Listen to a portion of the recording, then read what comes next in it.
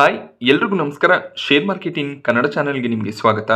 ಜನವರಿ 21ರ market ಅಪ್ಡೇಟ್ನ observe ಮಾಡೋದಾದರೆ ಮಾರ್ಕೆಟ್ನ weakness ಇವತ್ತು ಕೂಡ ಕಂಟಿನ್ಯೂ ಆಗಿದೆ. ನಿಫ್ಟಿಯಲ್ಲಿ 0.3% ಕರೆಕ್ಷನ್ ನೋಡೋದಕ್ಕೆ ಸಿಕ್ತು. ಕ್ಲೋಸಿಂಗ್ನಲ್ಲಿ 75 ಪಾಯಿಂಟ್ನ ಡೌನ್ ಸೈಡ್ನೊಂದಿಗೆ ನಿಫ್ಟಿ ಕ್ಲೋಸಿಂಗನ್ನು ಕೊಟ್ಟಿದೆ. 25,157ರ ಲೆವೆಲಲ್ಲಿ ನಿಫ್ಟಿ ಇವತ್ತು ಕ್ಲೋಸ್ ಆಯಿತು. ಬಟ್ ಬೆಳಗಿನ ಸೆಷನನ್ನು ಅಬ್ಸರ್ವ್ ಮಾಡಿದಾಗ 11 ಗಂಟೆ ಸುಮಾರಿಗೆ 25,000ದ ಲೆವೆಲ್ನ ಕೆಳಗಡೆ ನಿಫ್ಟಿ ಹೋಗಿತ್ತು. ಬಟ್ ಆ ಲೆವೆಲ್ನಿಂದ ಒಂದು ಸ್ಟ್ರಾಂಗ್ ಬೌನ್ಸ್ ಬ್ಯಾಕ್ ಕೂಡ ನೋಡೋದಕ್ಕೆ ಸಿಕ್ಕಿದೆ. 25,000 ಒಂದು ಸ್ಟ್ರಾಂಗ್ ಸಪೋರ್ಟ್ ಆಗಿತ್ತು. ಆ ಒಂದು ಲೆವೆಲ್ನಲ್ಲಿ ನಿಫ್ಟಿ ಸಪೋರ್ಟನ್ನು ತಗೊಂಡು ಒಂದು ಬೌನ್ಸ್ ಬ್ಯಾಕ್ ಬಂದಾಗ ಅಲ್ಲಿ ಬೈಯಿಂಗ್ ಎಮರ್ಜ್ ಆಯಿತು. ಬಟ್ ಮತ್ತೆ 25,300 ಲೆವೆಲ್ಗೆ ನಿಫ್ಟಿ ಹೋಯಿತು. ಅಲ್ಲಿಂದ ಸೆಲ್ಲಿಂಗ್ ಪ್ರೆಷರ್ ನೋಡೋದಕ್ಕೆ ಸಿಕ್ಕಿದೆ. ಒಂದು ವೊಲಟೈಲ್ ಟ್ರೇಡಿಂಗ್ ಸೆಷನ್ ಇವತ್ತು ಕೂಡ ಮಾರ್ಕೆಟ್ನಲ್ಲಿ ನೋಡೋದಕ್ಕೆ ಸಿಗ್ತದೆ. ಲೋವರ್ ಲೆವೆಲ್ಗಳಿಂದ ಬೈಯಿಂಗ್ ಕೂಡ ಎಮರ್ಜ್ ಆಗ್ತದೆ. ಬಟ್ ಹೈಯರ್ ಲೆವೆಲ್ನಲ್ಲಿ ಕೂಡ ನಿಫ್ಟಿ ಸಸ್ಟೈನ್ ಆಗ್ತಿಲ್ಲ. ಅಲ್ಲಿಂದ ಸೆಲ್ಲಿಂಗ್ ಪ್ರೆಷರ್ ಬರ್ತಿದೆ. ಬಟ್ 25,000ದ ಲೆವೆಲನ್ನು ನಿಫ್ಟಿ ಹೋಲ್ಡ್ ಮಾಡಿಕೊಂಡ್ರೆ ಒಂದು ಪಾಸಿಟಿವ್ ಸೆಂಟಿಮೆಂಟ್ನ ಎಕ್ಸ್ಪೆಕ್ಟೇಷನನ್ನು ಇಟ್ಕೋಬೋದಾಗುತ್ತೆ. ಸೆನ್ಸೆಕ್ಸ್ನಲ್ಲಿ ಕೂಡ 0.3%ನ ಕರೆಕ್ಷನ್ ಇವತ್ತು ನೋಡೋದಕ್ಕೆ ಸಿಕ್ತು. 270 ಪಾಯಿಂಟ್ಗಳಷ್ಟು ಸೆನ್ಸೆಕ್ಸ್ ಕರೆಕ್ಟ್ ಆಗಿದೆ. ಬಟ್ ಇವತ್ತು ಬ್ಯಾಂಕ್ ನಿಫ್ಟಿನಲ್ಲಿ ಹೆಚ್ಚಿನ ಒಂದು ವೀಕ್ನೆಸ್ ಕಾಣಿಸಿದೆ. ಬ್ಯಾಂಕಿಂಗ್ ಸೆಕ್ಟರ್ನ ಸ್ಟಾಕ್ಗಳಲ್ಲಿ ಹೆಚ್ಚಾಗಿ ಸೆಲ್ಲಿಂಗ್ ಬಂತು. 604 ಪಾಯಿಂಟ್ಗಳಷ್ಟು ಬ್ಯಾಂಕ್ ನಿಫ್ಟಿ ಕರೆಕ್ಟ್ ಆಯಿತು. 1%ನ ಕರೆಕ್ಷನ್ ಬ್ಯಾಂಕ್ ನಿಫ್ಟಿಯಲ್ಲಿ ನೋಡೋದಕ್ಕೆ ಸಿಕ್ಕಿದೆ. ನಿಫ್ಟಿ ಸೆನ್ಸೆಕ್ಸ್ ರಿಕವರ್ ಆಯಿತು. ಬಟ್ ಬ್ಯಾಂಕ್ ನಿಫ್ಟಿ ಅಷ್ಟಾಗಿ ರಿಕವರ್ ಆಗಲಿಲ್ಲ. IT ಇಂಡೆಕ್ಸ್ನ ಸ್ಟಾಕ್ಗಳಲ್ಲಿ ಸ್ವಲ್ಪ ಮಟ್ಟಿಗೆ ಸೆಲ್ಲಿಂಗ್ ಪ್ರೆಷರ್ ಕಡಿಮೆ ಆಗಿದೆ. 0.3%ನ ಕರೆಕ್ಷನ್ IT ಇಂಡೆಕ್ಸ್ನಲ್ಲಿ ನೋಡೋದಕ್ಕೆ ಸಿಕ್ತು. ಸ್ಮಾಲ್ ಕ್ಯಾಪ್ ಮಿಡ್ ಕ್ಯಾಪ್ ಸ್ಟಾಕ್ಗಳಲ್ಲಿ ಈಗಲೂ ಕೂಡ ವೀಕ್ನೆಸ್ ಇದೆ. ಸಾಕಷ್ಟು ಸ್ಮಾಲ್ ಕ್ಯಾಪ್ ಮಿಡ್ ಕ್ಯಾಪ್ ಕಂಪನಿಗಳು ತಮ್ಮ ರಿಸಲ್ಟ್ಸನ್ನು ಕೂಡ ಅನೌನ್ಸ್ ಮಾಡ್ತಿದ್ದಾರೆ. ಸಾಕಷ್ಟು ಕಂಪನಿಗಳು ಒಳ್ಳೆ ರಿಸಲ್ಟ್ಸನ್ನು ಡಿಕ್ಲೇರ್ ಮಾಡ್ತಿದ್ದಾರೆ. ಬಟ್ ರಿಸಲ್ಟ್ಸ್ ಸ್ಟ್ರಾಂಗ್ ಆಗಿದ್ರೂ ಕೂಡ ಮಾರ್ಕೆಟ್ನ ವೀಕ್ನೆಸ್ನಿಂದ ಸ್ವಲ್ಪ ಸೆಲ್ಲಿಂಗ್ ಪ್ರೆಷರ್ ಬರ್ತಿರುತ್ತೆ. ಸೊ ನಿಮ್ಮ ಒಂದು ಪೋರ್ಟ್ಫೋಲಿಯೋನಲ್ಲಿ ಯಾವೆಲ್ಲ ಕಂಪನಿಗಳ ಸ್ಟಾಕ್ ಇದೆ, ಆ ಕಂಪನಿಗಳು ರಿಸಲ್ಟ್ಸನ್ನು ಅನೌನ್ಸ್ ಮಾಡಿದಾಗ ರಿಸಲ್ಟ್ಸನ್ನು ಚೆಕ್ ಮಾಡ್ಕೊಳ್ಳಿ. ರಿಸಲ್ಟ್ಸ್ ಸ್ಟ್ರಾಂಗ್ ಆಗಿದ್ರೆ ಪ್ಯಾನಿಕ್ ಆಗುವಂಥ ಅವಶ್ಯಕತೆ ಇಲ್ಲ. ಮಾರ್ಕೆಟ್ ರಿಕವರ್ ಆದಾಗ ಆ ಸ್ಟಾಕ್ಗಳು ಕೂಡ ರಿಕವರ್ ಆಗುತ್ತೆ. ಸೊ FIIs ಇಂಡಿಯನ್ ಮಾರ್ಕೆಟ್ನಲ್ಲಿ ಕಂಟಿನ್ಯೂಸ್ ಆಗಿ ಸೆಲ್ಲಿಂಗನ್ನು ಮಾಡ್ತಿದ್ದಾರೆ. ಸೊ ಜನವರಿ ಫಸ್ಟ್ ಹಾಫ್ನಲ್ಲಿ ನಾವು ಅಬ್ಸರ್ವ್ ಮಾಡಿದಾಗ FMCG sector, financial sector, IT ಸೆಕ್ಟರ್ನ ಸ್ಟಾಕ್ಗಳಲ್ಲಿ ಹೆಚ್ಚಿನ ಒಂದು ಸೆಲ್ಲಿಂಗನ್ನು FIIs ಮಾಡಿದ್ದಾರೆ. ಸೊ FMCG ಸೆಕ್ಟರ್ನಲ್ಲಿ ಹೆಚ್ಚಾಗಿ ಸೆಲ್ಲಿಂಗ್ ಬಂದಿದೆ. ಅದಾದಮೇಲೆ ಫಿನಾನ್ಷಿಯಲ್ ಹಾಗೆ IT ಸೆಕ್ಟರ್ನಲ್ಲಿ ಸೆಲ್ಲಿಂಗ್ ಬರ್ತಿರೋದು ಕಾಣಿಸ್ತಿದೆ. ಹೆಚ್ಚಿನ ಒಂದು ಇನ್ವೆಸ್ಟ್ಮೆಂಟ್ ಏನಿದೆ ಮೆಟಲ್ ಸೆಕ್ಟರ್ನಲ್ಲಿ ಬಂದಿದೆ. ಸೊ FIIs ಎಲ್ಲಿವರೆಗೂ ನೆಟ್ ಸೆಲ್ಲಿಂಗನ್ನು ಮಾಡ್ತಿರ್ತಾರೆ ಅಲ್ಲಿವರೆಗೂ ವೀಕ್ನೆಸ್ ಇರುತ್ತೆ. ಹಾಗೆ ರೂಪಾಯಿ ಕೂಡ ಡಾಲರ್ನ ಮುಂದೆ ಇನ್ನಷ್ಟು ಕುಸಿತ ಹೋಗ್ತದೆ. 91 ರೂಪಾಯಿ 50 ಪೈಸೆ ಅರೌಂಡಲ್ಲಿ ಡಾಲರ್ನ ಮುಂದೆ ರುಪಿ ಟ್ರೇಡ್ ಆಗ್ತದೆ. ಸೊ ರೂಪಾಯಿಯ ವ್ಯಾಲ್ಯೂ ಕುಸಿದಷ್ಟು ಕೂಡ FIIs ಇಂಡಿಯನ್ ಮಾರ್ಕೆಟ್ನಿಂದ ದುಡ್ಡನ್ನು ಆಚೆ ತೆಗಿತಾ ಹೋಗ್ತಾರೆ. ನೆಟ್ ಸೆಲ್ಲಿಂಗ್ ಕೂಡ ಬರ್ತಾ ಹೋಗುತ್ತೆ. ಅದರಿಂದ ಮಾರ್ಕೆಟ್ ಇನ್ನಷ್ಟು ವೀಕ್ ಆಗುವಂಥ ಚಾನ್ಸಸ್ ಇದೆ. ಹಾಗೆ ಗ್ಲೋಬಲ್ ಪ್ರೆಷರ್ನಿಂದ ಗೋಲ್ಡ್ ಸಿಲ್ವರ್ ಪ್ರೈಸಸ್ ಕೂಡ ಇನ್ಕ್ರೀಸ್ ಆಗ್ತದೆ. ಸಾಕಷ್ಟು ಜನ ಗೋಲ್ಡ್ ಸಿಲ್ವರ್ನಲ್ಲಿ ಇನ್ವೆಸ್ಟ್ಮೆಂಟನ್ನು ಮಾಡ್ತಿದ್ದಾರೆ. ಮಾರ್ಕೆಟ್ನಲ್ಲಿ ಇನ್ವೆಸ್ಟ್ಮೆಂಟ್ ಕಡಿಮೆ ಆಗ್ತಾ ಹೋಗ್ತದೆ. ಸೊ ಎಲ್ಲ ಫ್ಯಾಕ್ಟರ್ಗಳು ಸ್ಟಾಕ್ ಮಾರ್ಕೆಟ್ನ ಮೇಲೆ ನೆಗೆಟಿವ್ ಇಂಪ್ಯಾಕ್ಟನ್ನು ಕ್ರಿಯೇಟ್ ಮಾಡ್ತಿದೆ. ಸೊ ಮೇಜರ್ ಕಾಂಟ್ರಿಬ್ಯೂಷನ್ ಟ್ರಂಪ್ ಅವರ ಕಡೆಯಿಂದನೇ ಬರ್ತಿದೆ. ಟ್ರಂಪ್ ಹೊಸ ಅನೌನ್ಸ್ಮೆಂಟ್ಗಳನ್ನು ಮಾಡಿದಷ್ಟು ಕೂಡ ಬೇರೆ ಕರೆನ್ಸಿಗಳು ಡಾಲರ್ನ ಮುಂದೆ ವೀಕ್ ಆಗ್ತಾ ಹೋಗುತ್ತೆ. ವಾರ್ ಸಿಚುವೇಶನ್ ಕ್ರಿಯೇಟ್ ಆಗುತ್ತೆ ಅನ್ನುವಂಥ ಫಿಯರ್ ಕೂಡ ಬರುತ್ತೆ. Crude prices, gold, silver prices increase ಆಗ್ತಾ ಹೋಗುತ್ತೆ. ಇದರಿಂದ ಮಾರ್ಕೆಟ್ನಲ್ಲಿ ಪ್ರೆಷರ್ ಕ್ರಿಯೇಟ್ ಆಗ್ತದೆ. ಸೊ ಈ ಒಂದು ಪ್ರೆಷರ್ ಏನಿದೆ ಒಂದು ಶಾರ್ಟ್ ಟರ್ಮ್ ಪ್ರೆಷರ್ ಆಗಿರುತ್ತೆ. ಸೊ ಮತ್ತೆ ಮಾರ್ಕೆಟ್ಸ್ ಖಂಡಿತವಾಗ್ಲೂ ರಿಕವರ್ ಆಗುತ್ತೆ. ಹಾಗೆ ಈ ಅಸೆಟ್ ಕ್ಲಾಸಸ್ ಏನು ಸ್ಟ್ರಾಂಗ್ ಆಗಿ ಇನ್ಕ್ರೀಸ್ ಆಗ್ತಾ ಹೋಗ್ತದೆ. ಒಂದು ಸ್ಟ್ರಾಂಗ್ ಮೊಮೆಂಟಮ್ ಬಂದಾಗ ಹೈಯರ್ ಲೆವೆಲ್ನಲ್ಲಿ ಆ ಮೊಮೆಂಟಮ್ ಕಟ್ ಆಗುತ್ತೆ. ಸೊ ಆ ಒಂದು ಲೆವೆಲ್ನಿಂದ ಹೆಚ್ಚಿನ ಪ್ರಾಫಿಟ್ ಬುಕಿಂಗ್ ಬರುವಂಥ ಚಾನ್ಸಸ್ಗಳು ಕೂಡ ಇರುತ್ತೆ. ಆದ್ದರಿಂದ ಗೋಲ್ಡ್, ಸಿಲ್ವರ್ನಲ್ಲಿ ಇನ್ವೆಸ್ಟ್ಮೆಂಟನ್ನು ಮಾಡ್ತಿದ್ದೀರ ಅಂದರೆ ಸ್ವಲ್ಪ ಅಮೌಂಟನ್ನು ಇನ್ವೆಸ್ಟ್ ಮಾಡ್ತಾ ಹೋಗಿ.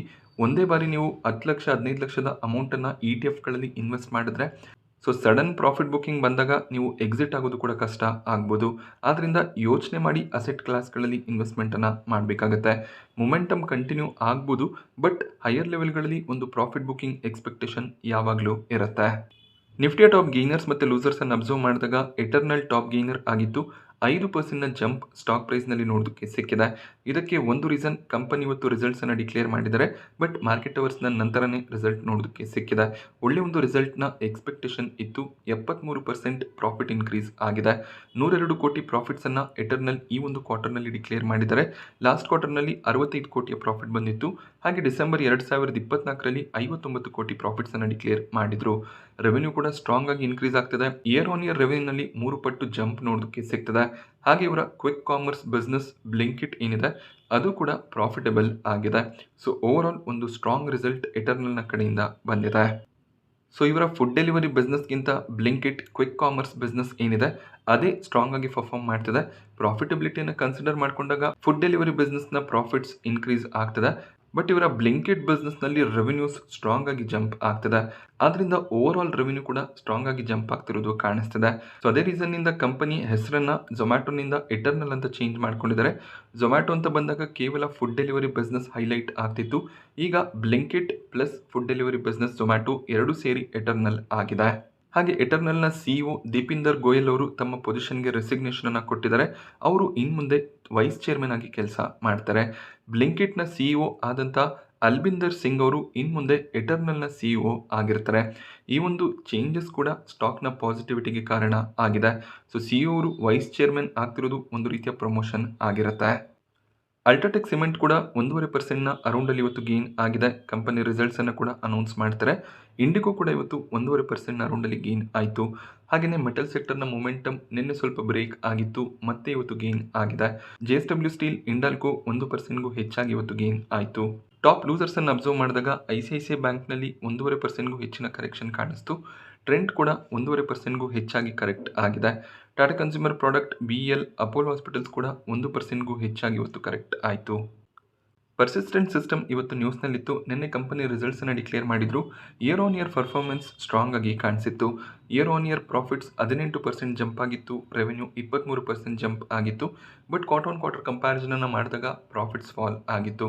ಅದಕ್ಕೆ ರೀಸನ್ ಲೇಬರ್ ಕೋಡ್ನ ಒನ್ ಟೈಮ್ ಎಕ್ಸ್ಪೆನ್ಸಸ್ ಆಗಿರುತ್ತೆ. ಸೊ ಈ ಒಂದು ಎಕ್ಸ್ಪೆನ್ಸಸ್ ಇನ್ಕ್ರೀಸ್ ಆಗಿದ್ದರಿಂದ ಕ್ವಾರ್ಟರ್ ಆನ್ ಕ್ವಾರ್ಟರ್ ಪರ್ಫಾರ್ಮೆನ್ಸ್ ಅಷ್ಟು ಸ್ಟ್ರಾಂಗ್ ಆಗಿ ಇರಲಿಲ್ಲ. ಬಟ್ ಇಯರ್ ಆನ್ ಇಯರ್ ಒಂದು ಸ್ಟ್ರಾಂಗ್ ಪರ್ಫಾರ್ಮೆನ್ಸ್ ಬಂದಿತ್ತು. ಸ್ಟಾಕ್ ಸ್ವಲ್ಪ ವಾಲಟೈಲ್ ಆಗಿ ಟ್ರೇಡ್ ಆಗಿದೆ. 2% ಡೌನ್ ಸೈಡ್ನೊಂದಿಗೆ ಪರ್ಸಿಸ್ಟೆಂಟ್ ಸಿಸ್ಟಮ್ ಕ್ಲೋಸಿಂಗ್ ಅನ್ನು ಕೊಟ್ಟಿದೆ. ಬಟ್ ಲಾರ್ಜ್ ಕ್ಯಾಪ್ IT ಕಂಪನಿಗಳಿಗೆ ಕಂಪೇರ್ ಮಾಡಿದಾಗ ಪರ್ಸಿಸ್ಟೆಂಟ್ನ ಬಿಸ್ನೆಸ್ ಸ್ಟ್ರಾಂಗ್ ಆಗಿ ಕಾಣಿಸ್ತಿದೆ. Credit access Grameen micro finance company ತಮ್ಮ ರಿಸಲ್ಟ್ಸ್ ಅನ್ನು ನಿನ್ನೆ ಡಿಕ್ಲೇರ್ ಮಾಡಿದ್ರು. ಒಂದು strong profit growth year on year quarter on quarter ನೋಡೋದಕ್ಕೆ ಸಿಕ್ಕಿತ್ತು. ಸೊ ನಿನ್ನೆ ಕೂಡ ಈ ಒಂದು ಸ್ಟಾಕ್ ಅನ್ನು ಕವರ್ ಮಾಡಿದ್ದೆ. ಸ್ಟಾಕ್ ಪಾಸಿಟಿವ್ ಆಗಿ ಟ್ರೇಡ್ ಆಗ್ಬೋದು ಅನ್ನುವಂಥ ಎಕ್ಸ್ಪೆಕ್ಟೇಷನ್ ಇತ್ತು. ಅದೇ ರೀತಿಯಲ್ಲಿ ಇವತ್ತು ಸ್ಟಾಕ್ 10%ನಷ್ಟು ಗೇನ್ ಆಗಿದೆ. ಒಂದು ಸ್ಟ್ರಾಂಗ್ ಮೊಮೆಂಟಮ್ ಆಗಿರುತ್ತೆ. ಇದೇ ರೀತಿಯ ಮೊಮೆಂಟಮ್ ಸಸ್ಟೈನ್ ಆಗಬೇಕು ಅಂದರೆ ಕಂಪನಿ ಮುಂದಿನ ಕ್ವಾರ್ಟರ್ಗಳಲ್ಲಿ ಕೂಡ ಒಂದು ಸ್ಟ್ರಾಂಗ್ ಪರ್ಫಾರ್ಮೆನ್ಸ್ ಅನ್ನು ಕೊಡಬೇಕಾಗತ್ತೆ. ಕಲ್ಯಾಣ್ ಜುವೆಲ್ಲರ್ಸ್ ಸ್ಟಾಕ್ ಪ್ರೈಸ್ನಲ್ಲಿ ಸಾಕಷ್ಟು ವೀಕ್ನೆಸ್ ಕಾಣಿಸ್ತಿದೆ. ಇವತ್ತು ಸ್ಟಾಕ್ 13%ಗೂ ಹೆಚ್ಚಾಗಿ ಕರೆಕ್ಟ್ ಆಯಿತು. ಹಾಗೆ ಕಳೆದ ಒಂದೆರಡು ತಿಂಗಳಲ್ಲಿ ಸ್ಟಾಕ್ನಲ್ಲಿ ತುಂಬಾ ವೀಕ್ನೆಸ್ ಕಾಣಿಸ್ತಿದೆ. 2024ರಿಂದ 2025 ವರ್ಷದವರೆಗೂ ಸ್ಟಾಕ್ನಲ್ಲಿ ಒಂದು ಸ್ಟ್ರಾಂಗ್ ಮೊಮೆಂಟಮ್ ಬಂದಿತ್ತು. Almost 4 time stock prices increase ಆಗಿತ್ತು. ಬಟ್ ಈಗ 50%ನಷ್ಟು ಸ್ಟಾಕ್ ಪ್ರೈಸ್ ಹೈಯರ್ ಲೆವೆಲ್ನಿಂದ ಡ್ರಾಪ್ ಆಗಿದೆ. ಯಾವಾಗ ಒಂದು ಸ್ಟಾಕ್ ಈ ರೀತಿಯಲ್ಲಿ ಸ್ಟ್ರಾಂಗ್ ಆಗಿ ಜಂಪ್ ಆಗುತ್ತೆ, ಹೈಯರ್ ಲೆವೆಲ್ನಲ್ಲಿ ಖಂಡಿತವಾಗ್ಲೂ ಒಂದು ಪ್ರಾಫಿಟ್ ಬುಕಿಂಗ್ ಎಕ್ಸ್ಪೆಕ್ಟೇಷನ್ ಇರುತ್ತೆ. ಯಾರೆಲ್ಲ ಲೋವರ್ ಲೆವೆಲ್ಗಳಲ್ಲಿ ಎಂಟರ್ ಆಗಿರ್ತಾರೆ, ಹೈಯರ್ ಲೆವೆಲ್ಗೆ ಸ್ಟಾಕ್ ಹೋದಾಗ ಸ್ವಲ್ಪ ಕರೆಕ್ಷನ್ ಬಂದರೂ ಕೂಡ ಅವರೆಲ್ಲರೂ ಕೂಡ ಪ್ರಾಫಿಟ್ಸನ್ನು ತಗೊಳ್ತಾ ಹೋಗ್ತಾರೆ. ಆದ್ದರಿಂದ ಸ್ಟಾಕ್ನಲ್ಲಿ ವೀಕ್ನೆಸ್ ಕೂಡ ಪರ್ಸಿಸ್ಟ್ ಆಗುತ್ತೆ. ಹಾಗೆ ಕಲ್ಯಾಣ್ ಜುವೆಲ್ಲರ್ನ ಪ್ರಮೋಟರ್ಸ್ಗಳು ಸ್ಟಾಕ್ ಪ್ಲೆಜಿಂಗನ್ನು ಮಾಡ್ತಾ ಹೋಗ್ತಿರ್ತಾರೆ. ಆ ಒಂದು ನ್ಯೂಸ್ ಬಂದಾಗೆಲ್ಲ ಸ್ಟಾಕ್ನಲ್ಲಿ ವೀಕ್ನೆಸ್ ಇರುತ್ತೆ. ಸೊ ಪ್ರಮೋಟರ್ಸೇ ಶೇರ್ಸ್ಗಳನ್ನು ಪ್ಲೆಡ್ಜ್ ಮಾಡ್ತಾ ಹೋದರೆ ಅದು ನೆಗೆಟಿವಿಟಿಗೆ ಕಾರಣ ಆಗುತ್ತೆ. SRF ಸ್ಟಾಕ್ ಪ್ರೈಸ್ನಲ್ಲಿ ಕೂಡ 7%ನ ಕರೆಕ್ಷನ್ ಇವತ್ತು ನೋಡೋದಕ್ಕೆ ಸಿಕ್ಕಿದೆ. ರಿಸಲ್ಟ್ ನಿನ್ನೆ ಬಂದಿತ್ತು, ಅಷ್ಟೇನು ಸ್ಟ್ರಾಂಗ್ ರಿಸಲ್ಟ್ಸ್ ಬಂದಿರಲಿಲ್ಲ. ಹಾಗೆ ಮ್ಯಾನೇಜ್ಮೆಂಟ್ ಒಂದು ಕಮೆಂಟ್ರಿಯನ್ನು ಕೊಟ್ಟಿದ್ರು. ಚೈನೀಸ್ ಕಾಂಪಿಟೇಟರ್ಸ್ಗಳ ಕಡೆಯಿಂದ ತುಂಬಾ ಕಾಂಪಿಟೇಷನ್ ಬರ್ತಿದೆ, ಆದ್ದರಿಂದ ಗ್ರೋತ್ ಪ್ರಾಸ್ಪೆಕ್ಟಿವ್ಸ್ ಕಡಿಮೆ ಆಗ್ತಿದೆ ಅಂತ ಹೇಳಿದರು. ಸೊ ಪ್ರಮೋಟರ್ಸೇ ಈ ರೀತಿಯಲ್ಲಿ ಸ್ಟೇಟ್ಮೆಂಟ್ಸನ್ನು ಕೊಟ್ಟಾಗ ಸೊ ಅದು ಕಂಪನಿಯ ಸ್ಟಾಕ್ ಪ್ರೈಸ್ನ ಮೇಲೆ ನೆಗೆಟಿವ್ ಇಂಪ್ಯಾಕ್ಟನ್ನು ತಂದೆ ತರುತ್ತೆ. ಅದೇ ರೀಸನ್ನಿಂದ ಸ್ಟಾಕ್ ಇವತ್ತು 7% ಕರೆಕ್ಟ್ ಆಯಿತು. ಹೈವೇ ಇನ್ಫ್ರಾಸ್ಟ್ರಕ್ಚರ್ ಕಂಪನಿಗೆ 64 ಕೋಟಿಯ order NHAI national highway authority of India ಕಡೆಯಿಂದ ಸಿಕ್ಕಿದೆ. ಈ ಒಂದು ಹೈವೇ ಕಾಂಟ್ರಾಕ್ಟ್ ಸಿಕ್ಕಿರೋ ರೀಸನ್ನಿಂದ ಸ್ಟಾಕ್ ಬೆಳಿಗ್ಗೆ ಪಾಸಿಟಿವ್ ಆಗಿ ಟ್ರೇಡ್ ಆದರೂ ಕೂಡ ಅದಾದಮೇಲೆ ಪ್ರಾಫಿಟ್ ಬುಕಿಂಗ್ ಬಂದಿದೆ. 4% ಡೌನ್ ಸೈಡ್ನೊಂದಿಗೆ ಹೈವೇ ಇನ್ಫ್ರಾಸ್ಟ್ರಕ್ಚರ್ ಕ್ಲೋಸಿಂಗನ್ನು ಕೊಟ್ಟಿದೆ. ಅಮಾಗಿ ಮೀಡಿಯಾ ಲ್ಯಾಬ್ಸ್ IPO ಇವತ್ತು ಮಾರ್ಕೆಟ್ನಲ್ಲಿ ಲಿಸ್ಟ್ ಆಯಿತು. ನಿನ್ನೆ ಯಾವುದೇ ರೀತಿಯ ಪ್ರೀಮಿಯಂ ಕಾಣಿಸ್ತಿರಲಿಲ್ಲ. ಒಂದು ಫ್ಲಾಟ್ ಲಿಸ್ಟಿಂಗ್ ಬರ್ಬೋದು ಅನ್ನುವಂಥ ಎಕ್ಸ್ಪೆಕ್ಟೇಷನ್ ಇತ್ತು. ಬಟ್ 12% ಡೌನ್ ಸೈಡ್ನೊಂದಿಗೆ ಈ ಒಂದು IPO ಮಾರ್ಕೆಟ್ನಲ್ಲಿ ಲಿಸ್ಟ್ ಆಗಿದೆ. ಕಂಪನಿ ಸೆಟ್ ಮಾಡಿದಂಥ ಪ್ರೈಸ್ ₹361 ಆಗಿತ್ತು. 317ರ ಪ್ರೈಸ್ನಲ್ಲಿ ಲಿಸ್ಟಿಂಗ್ ನೋಡೋದಕ್ಕೆ ಸಿಕ್ಕಿದೆ. ಬಟ್ ಲಿಸ್ಟ್ ಆದಮೇಲೆ ಸ್ಟಾಕ್ ಸ್ವಲ್ಪ ರಿಕವರ್ ಆಯಿತು. 350ರ ಅರೌಂಡಲ್ಲಿ ಈಗ ಸ್ಟಾಕ್ ಟ್ರೇಡ್ ಆಗ್ತಿದೆ. ಈ ಒಂದು IPOನಲ್ಲಿ ನೀವು ಅಪ್ಲೈ ಮಾಡಿ ಅಲಾಟ್ಮೆಂಟ್ ಸಿಕ್ಕಿದ್ರೆ ಅಲಾಟ್ಮೆಂಟ್ ಪ್ರೈಸ್ ಏನಿದೆ ಆ ಒಂದು ಪ್ರೈಸ್ನ ಅರೌಂಡಲ್ಲಿ ಸ್ಟಾಕ್ ಟ್ರೇಡ್ ಆಗೋದಕ್ಕೆ ಸ್ಟಾರ್ಟ್ ಆದಾಗ ಅಲ್ಲಿ ಬೇಕಾದರೆ ನೀವು ಎಕ್ಸಿಟ್ ಆಗ್ಬೋದಾಗತ್ತೆ. ಶ್ಯಾಡೋ ಫ್ಯಾಕ್ಸ್ನಲ್ಲಿ 2ನೇ ದಿನದ ಸಬ್ಸ್ಕ್ರಿಪ್ಷನ್ ಎಂಡ್ ಆಯಿತು. ನಿನ್ನೆ ₹4 ಪ್ರೀಮಿಯಂ ಕಾಣಿಸ್ತಿತ್ತು, ಇವತ್ತು ₹1ಗೆ ಪ್ರೀಮಿಯಂ ಫಾಲ್ ಆಗಿದೆ. ಸೊ ಮಾರ್ಕೆಟ್ನಲ್ಲಿ ವೀಕ್ನೆಸ್ ಇದೆ ಅಂದರೆ ಗ್ರೇ ಮಾರ್ಕೆಟ್ ಪ್ರೀಮಿಯಂ ಫಾಲ್ ಆಗುತ್ತೆ. ಹಾಗೆ ಇದೇ ರೀತಿಯ ಒಂದು ವೀಕ್ನೆಸ್ ಪರ್ಸಿಸ್ಟ್ ಆದರೆ IPO ಲಿಸ್ಟ್ ಆಗುವಂಥ ಟೈಮ್ನಲ್ಲಿ ಒಂದು ನೆಗೆಟಿವ್ ಲಿಸ್ಟಿಂಗ್ನ ಎಕ್ಸ್ಪೆಕ್ಟೇಷನ್ಸ್ ಕೂಡ ಇರುತ್ತೆ. ನಿನ್ನೆ retail category, employee category strong ಆಗಿ ಸಬ್ಸ್ಕ್ರೈಬ್ ಆಗಿತ್ತು. ಬಟ್ ಇವತ್ತು ಅಷ್ಟು ಅಪ್ಲಿಕೇಶನ್ಸ್ ಬರಲಿಲ್ಲ. ಯಾಕೆಂದರೆ ಮಾರ್ಕೆಟ್ ವೀಕ್ ಇದೆ, ಆದ್ದರಿಂದ ಅಪ್ಲಿಕೇಶನ್ಸ್ಗಳು ಕೂಡ ಸ್ಲೋ ಡೌನ್ ಆಗ್ತಿದೆ. QIB ಕ್ಯಾಟಗರಿ, HNI ಕ್ಯಾಟಗರಿಯಲ್ಲಿ ಕೂಡ ಹೆಚ್ಚಿನ ಅಪ್ಲಿಕೇಶನ್ಸ್ ಬಂದಿಲ್ಲ. ನಾಳೆ ಈ ಒಂದು IPOನಲ್ಲಿ ಅಪ್ಲೈ ಮಾಡೋದಕ್ಕೆ ಕೊನೆ ದಿನ ಆಗಿರುತ್ತೆ. ಸೊ ಈ ಒಂದು IPOನ ಕೂಡ ಅವಾಯ್ಡ್ ಮಾಡೋದೇ ಬೆಟರ್ ಡಿಸಿಷನ್ ಆಗಿರುತ್ತೆ. ಹೆಚ್ಚಿನ ಒಂದು ಲಿಸ್ಟಿಂಗ್ಗೆ ಇನ್ನು ಎಕ್ಸ್ಪೆಕ್ಟೇಷನ್ ಇಲ್ಲ. ಲಾಂಗ್ ಟರ್ಮ್ ಪರ್ಸ್ಪೆಕ್ಟಿವ್ ಇದೆ ಅಂದರೆ ಮಾರ್ಕೆಟ್ನಲ್ಲಿ ಲಿಸ್ಟ್ ಆದಮೇಲೆ ಬೇಕಾದರೆ ಡಿಸಿಷನನ್ನು ತೊಗೋಬೋದು. ನಾನಿವತ್ತು ನಿಮಗೆ ಮಾರ್ಕೆಟ್ನ ಬಗ್ಗೆ ಕೊಟ್ಟಂಥ ಇನ್ಫಾರ್ಮೇಷನ್ ಇಷ್ಟ ಆಗುತ್ತೆ ಅಂತ ಅಂದ್ಕೊಂಡಿದ್ದೀನಿ. ಇಷ್ಟ ಆದರೆ ಈ ಒಂದು ವಿಡಿಯೋನ ಲೈಕ್ ಮಾಡಿ. ಹಾಗೆ ಇದೇ ರೀತಿಯ ಮಾರ್ಕೆಟ್ ಅಪ್ಡೇಟ್ಸ್, IPO ರಿವ್ಯೂಸ್ಗೋಸ್ಕರ ಚಾನಲ್ನ ಸಬ್ಸ್ಕ್ರೈಬ್ ಮಾಡ್ಕೊಳ್ಳಿ. Thank you friends.